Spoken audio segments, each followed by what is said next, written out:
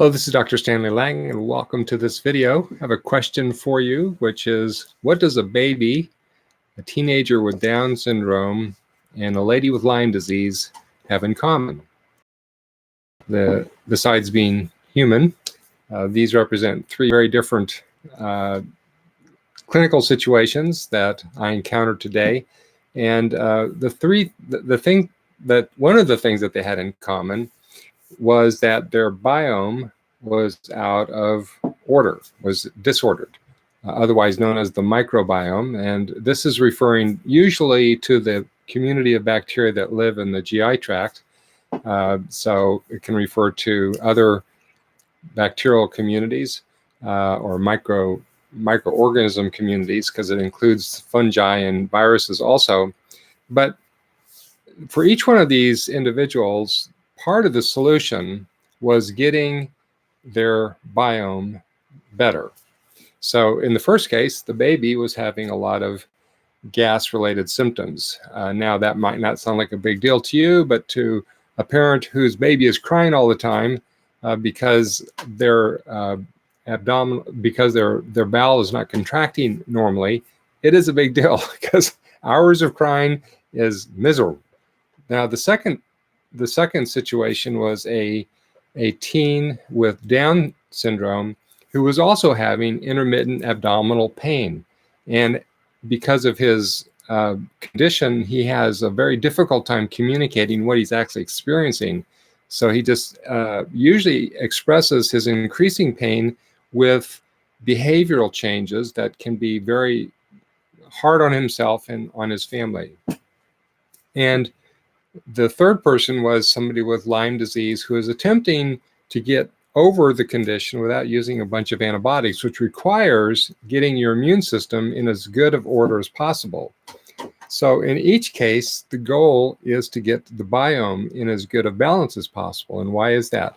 Well, when the biome is in good balance, that means the relative ratios of the various different 1,500 species of bacteria, not to count all the fungi, when they're out of balance, the bowel doesn't contract normally, which produces the symptoms that the baby and the teen with Down syndrome had.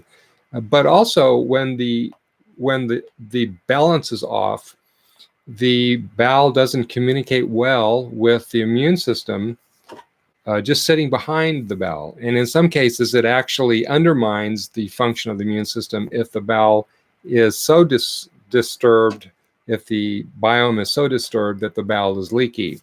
And that it refers to the third person, the person with Lyme disease. So in all of these diverse situations, the foundation was the bowel being in good shape through the biome being in good balance.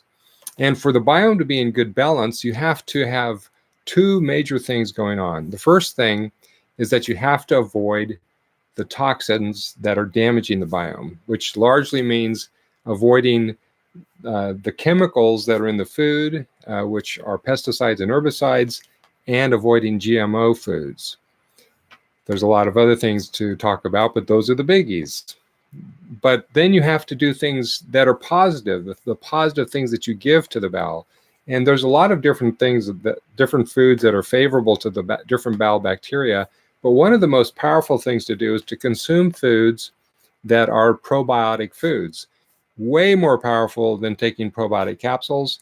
And I consider foundational in this day and age, living in the US, if you want to be healthy, because you're fighting against all of the chemical exposures all of the time, and you don't even know it, but it's disturbing your bowel, and in some cases really destroying it. So that second principle is giving the good things to the bowel, and that is especially means probiotic foods, which the main ones are organic apple cider vinegar, kefir, which is fermented milk, or kefir, some people call it, organic yogurt, homemade fermented vegetables, and kombucha, preferably homemade kombucha, which is fermented tea.